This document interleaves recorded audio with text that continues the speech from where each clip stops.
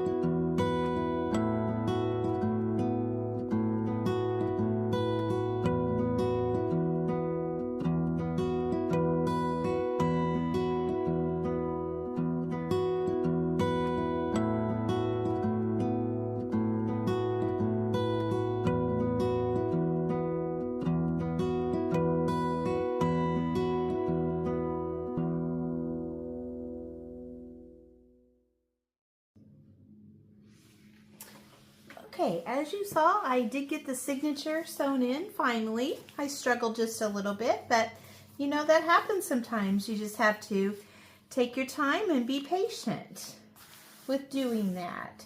So one thing I did forget to tell you, on the last video I didn't have fabric here yet. So, all right. So I went ahead and glued this down, and I thought I would put a little label or something on there. I have this one, or I have this one that I can stamp a number on, or I have this one that already has the number stamped on it, or I have this. And this is the little tag. I just used some more coffee dyed cardstock, and I put some of the paper on there from the cover. So let's see. Here's the tag. So I don't think I want the blue one. I think I either want this one or this one. I actually think I like, tough decision there. I think I'm gonna go with this one actually. And I'm just gonna go ahead and glue that on, just make my decision. But which one would you have chosen?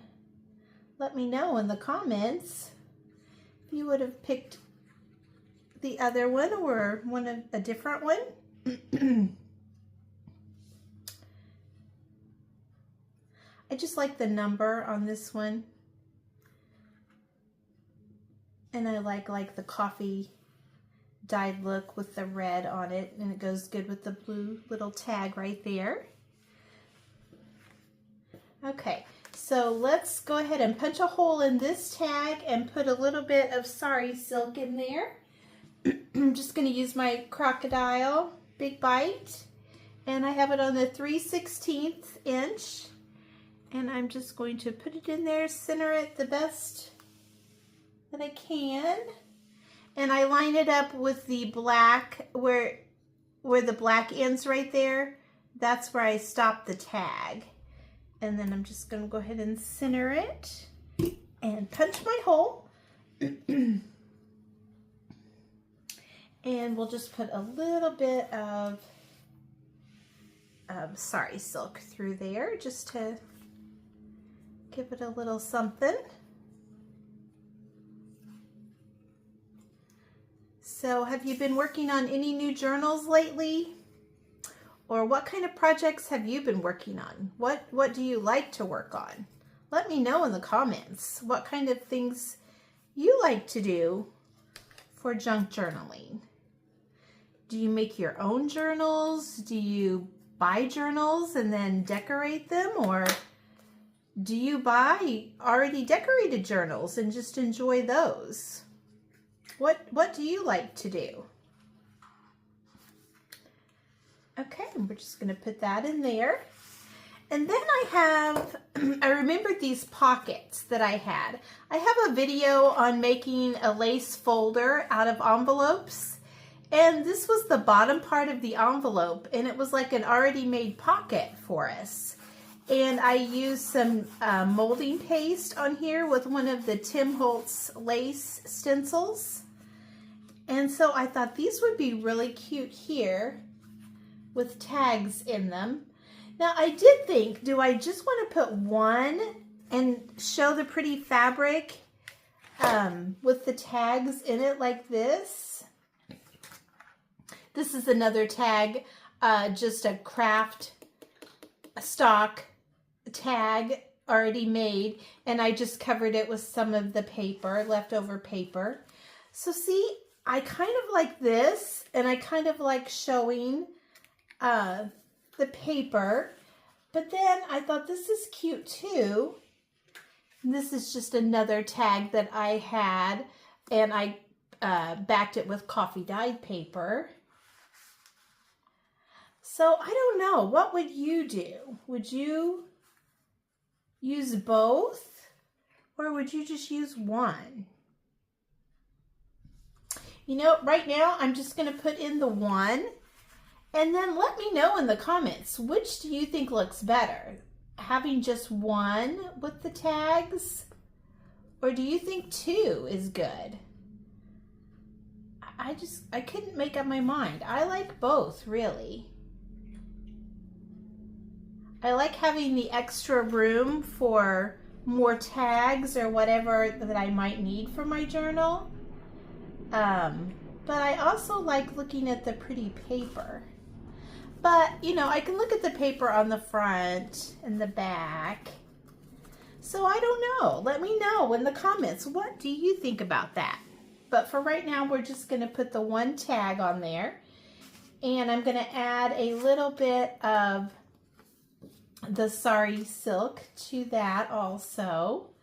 I'm just going to, for this one, it does have a hole on the back, but I'm just going to cover it up with the sari silk and make a little tab like that. And I may put a button on it later. I'm just going to use my art glitter glue. You could use the glue of your choice, art glitter glue, Fabri-Tac. I've used both before.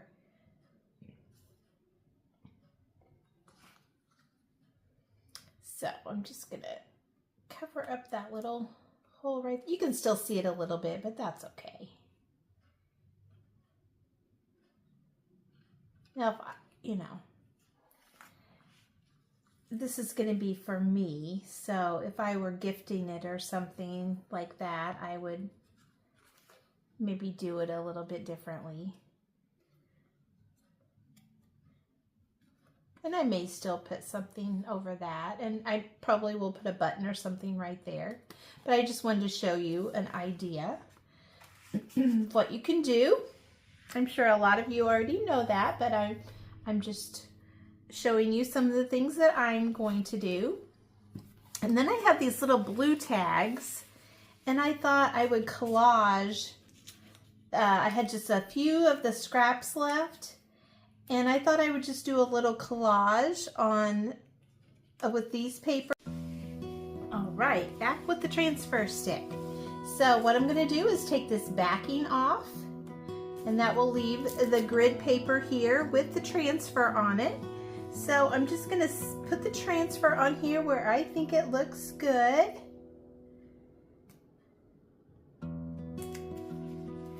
And I'm just going to press it down. Then I'm going to take the transfer tool that comes with every packet of transfers, and I'm just going to rub over. It's very easy to do, and it's a lot of fun to use them in your junk journals. And now I'm just going to lift up a corner and just start rubbing to make sure that I have it all transferred down. And you can see it's, you know, it's lifted. When I'm lifting the paper, you can see if you have any transfer still on there or not. And if you do, just put your paper back down and continue rubbing in that area with your transfer stick, and it will eventually go on there. It's very easy to transfer onto, you know, paper and that kind of thing. At least I haven't had any problems with it. Some surfaces can be tricky, but they usually go on pretty well. Oh, I really like that.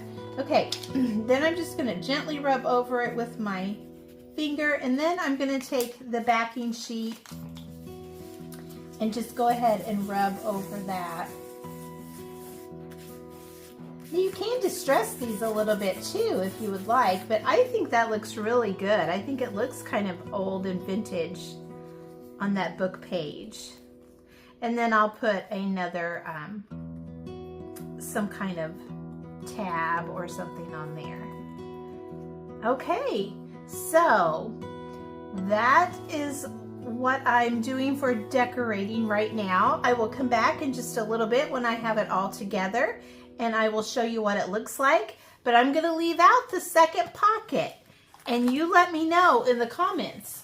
Should I add this second pocket up here?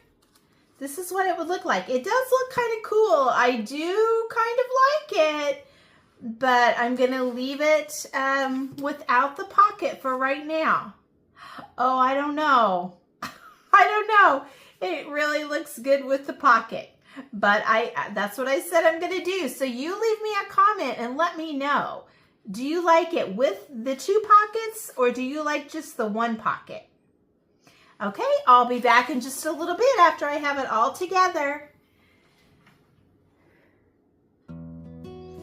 Okay, so here is the final project.